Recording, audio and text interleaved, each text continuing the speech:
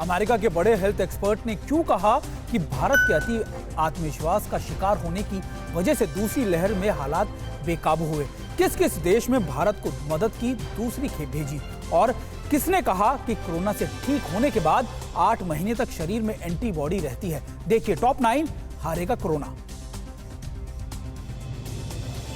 संक्रमण रोग के सबसे बड़े एक्सपर्ट और अमेरिकी राष्ट्रपति के सलाहकार रहे डॉक्टर एंथनी फाउची ने कहा कि भारत ने पिछले साल अति आत्मविश्वास में कोरोना को खत्म मानकर देश में हर गतिविधि को चालू कर दिया। फाउची के मुताबिक कोरोना की दूसरी लहर के खतरनाक होने की वजह से भारत का अति आत्मविश्वास का शिकार होना ही है। फाउची भारत को पहले ही 15 दिनों का संपूर्ण लॉकडाउन लगाने की सलाह दे चुके हैं। कोरोना संकट के बीच विदेशों से भारत को मदद की खेप लगातार मिल रही है। कल नीदरलैंड ने कोरोना मरीजों के लिए वेंटिलेटर, ऑक्सीजन कंसंट्रेटर्स के साथ दूसरे मेडिकल उपकरण भी भेजे। नीदरलैंड की ओर से ये मदद की दूसरी खेप है। स्विट्जरलैंड से मेडिकल उपकरण और दूसरी जरूरी चीजें लेकर विशेष विमान कल दिल्ली पहुंचा। इटली के शोधकर्ताओं ने दावा किया है कि एक बार कोरोना से ठीक होने के बाद 8 महीने तक शरीर में एंटीबॉडी बनी रहती है, यानी कोरोना को मात देने वाला 8 महीने तक इस वायरस से सुरक्षित रह सकता है। शोधकर्ताओं ने ये स्टडी उन 162 लोगों पर किया है जो पिछले साल इटली में कोरोना के कहर के दौरान इस वायरस को मात देकर ठीक हुए थे।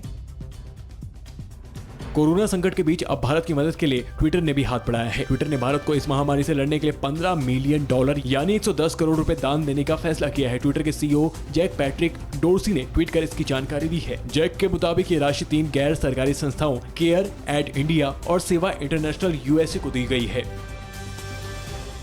राज्य को कोरोना मरीजों के लिए मेडिकल ऑक्सीजन सप्लाई की टैंकरों की रियल टाइम मॉनिटरिंग हो रही है। केंद्र सरकार ने कहा है कि ऑक्सीजन टैंकर्स को चलाने के लिए 500 ड्राइवरों को विशेष ट्रेनिंग दी जा रही है ताकि टैंकर्स लाने जाने में कोई परेशानी ना हो।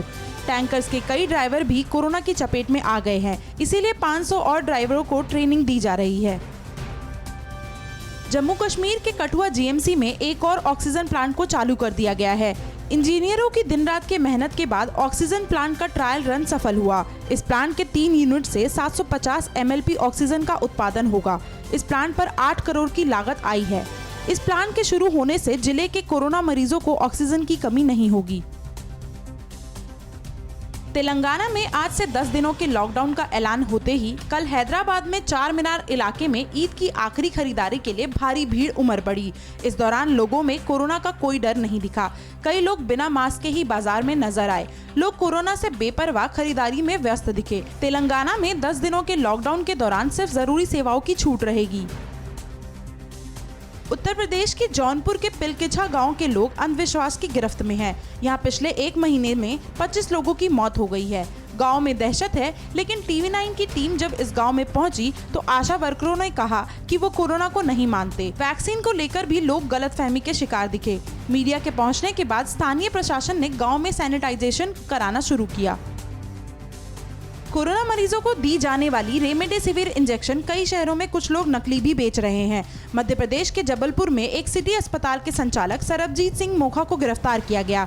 गिरफ्तारी से बचने के लिए मोखा कोरोना पॉजिटिव बताकर अस्पताल में भर्ती हो गया था। पुलिस की टीम पीपीई किट पहनकर उसे गिरफ्तार करने पहुंची। जांच कराने पर आरोपी मोखा नेगेटिव निकला।